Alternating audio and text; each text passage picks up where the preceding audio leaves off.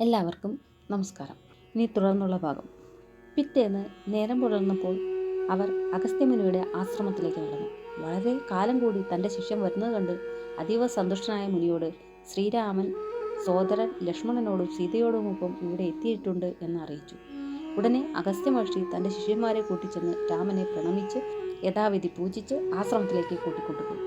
തുടർന്ന് ഇങ്ങനെ പറഞ്ഞു: വളരെ കാലമായി ഞാൻ അങ്ങ് വരുന്നതും കാത്ത് ഇവിടെ താമസിക്കുകയായിരുന്നുവെന്നും ഇന്നിവിടെ അങ്ങയെ കണ്ടതിൽ വളരെ സന്തോഷമായെന്നും പറഞ്ഞു. സന്തോഷത്താൽ മുനി രാമലക്ഷ്മണന്മാരെയും സീതയെയും സ്തുതിക്കുന്നു. ശേഷം അദ്ദേഹം ഇന്ദ്രൻ കൊടുത്ത അമ്പൊടുങ്ങാത്ത ആവനാഴിയും പടച്ചട്ടയും കൊടുത്തുകൊണ്ട് പറഞ്ഞു: അല്ലയോ സാക്ഷാൽ നാരായണന്റെ അവതാരമായ ശ്രീരാമ, അങ്ങ് സന്തോഷത്തോടെ പഞ്ചവടിയിലേക്ക് ചെന്നാലും എന്നിട്ട് ഭൂമിക്ക് ഭാരമായിരിക്കുന്ന രാക്ഷസ വംശത്തെ മുച്ചൂട് മുടിച്ച് ഭൂമിയെ പരിപാലിക്കുക എന്ന് പറഞ്ഞ് അദ്ദേഹം രാമനെ യാത്രയാക്കി.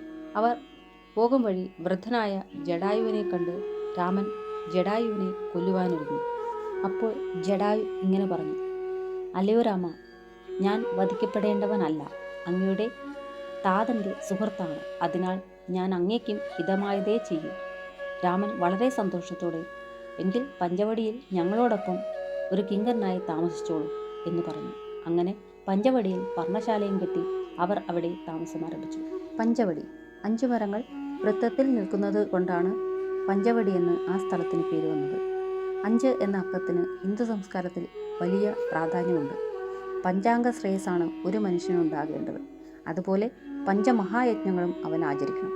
പഞ്ചാംഗ ശ്രേയസ് ഇതൊക്കെയാണ്: ശാരീരികം, വൈകാരിക പക്വത, ബുദ്ധിപരമായ ഔന്നത്യം, അതീന്ദ്രിയ വളർച്ച, ആധ്യാത്മിക സാക്ഷാത്കാരം എന്നിവയാണ് പഞ്ചാംഗ ശ്രേയസ്. ഈ 5 വളർച്ച നാം ജീവിതത്തിൽ പൂർത്തിയാക്കേണ്ടതുണ്ട്. ഏത് കർമ്മവും ദൈവത്തിനെ സങ്കല്പിച്ച് ചെയ്യുമ്പോൾ അത് യജ്ഞമാകും. ആധ്യാത്മിക യജ്ഞം, ദേവയജ്ഞം, പിതൃയജ്ഞം, അതിഥിയജ്ഞം, ഭൂതയജ്ഞം ഇവയാണ് പഞ്ചമഹായജ്ഞങ്ങൾ. ഇവ നാം ജീവിതത്തിൽ ആചരിക്കുക എന്നത് നമ്മുടെ കർത്തവ്യമാണ്.